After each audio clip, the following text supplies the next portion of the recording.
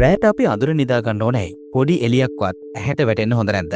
අඳුර නිදාගත්තේ නැති වුණොත් මොකද වෙන්නේ? මේකට ප්‍රධානම හේතුව තමයි නිින්දේ හෝමෝනය කියලා හඳුන්වන මෙලටොනින්. නිදිමත වෙන්න, නිින්ද යන්න ශරීරය සූදානම් කරන, වයසට යාම වළක්වන, ප්‍රතිශක්තිකරණය ශක්තිමත් කරන, මානසික සෞඛ්‍ය රැකදෙන මෙලටොනින් හෝමෝනය අඳුරේදී තමයි ක්‍රියාත්මක වෙන්නේ. හැබැයි ඔයා නින්දට ගියාට පස්සේ අඳුරේ නෙවෙයි නම් නිදාගන්නේ. ඒකෙන් මෙලටොනින් නිෂ්පාදනය අඩාල වෙනවා. විශේෂයෙන්ම ෆෝන් වලින් එන නිල් ආලෝකයෙන් මෙලටොනින් අධික ලෙස මර්ධනය වෙනවා. අඳුරු පරිසරයක් ගැඹුරු නින්දක් සඳහා හිතකරයි කියලා පර්යේෂණ වලින් තහවුරු වෙලා තියෙනවා වගේම නිදා සිටින විටදී යම් ආලෝකයක් එල්ලවීම ගැඹුරු නින්දට බාධාවක් වෙනවා කියලා තහවුරු වෙලා තියෙනවා. ඒ විදිහට ආලෝකයක් යටතේ නිදා ගැනීමෙන් දුර්වල නින්ද එක්ක මානසික අවපීඩනය සහ තෙහෙට්ටුව ඇති වෙනවා.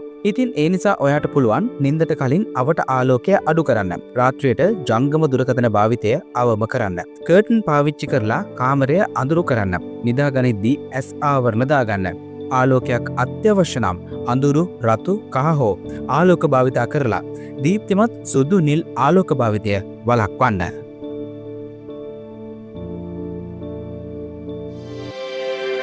ඔබ තවමත් විවාහ වෙන්නේ නැද්ද? සහකරුවෙක් සහකාරියෙක් සොයනවද? අපගේ දහස් ගණන් යෝජනා අතරින් පැයක් ඇතුළත අප සොයා දෙන්නම්. දැන් මම තන්න 076යි 22යි 533 හතගැස්ම මංගල සේවය. පොලිසිය අසල නිට්ටඹුව. ඔබ සහකරුවෙක් සහකාරියක් සොයනවද? හදගැස්ම මංගල සේවය පොලිසිය අසල නිට්ටඹුව. ශාඛා කුරුණෑගල දඹුල්ල.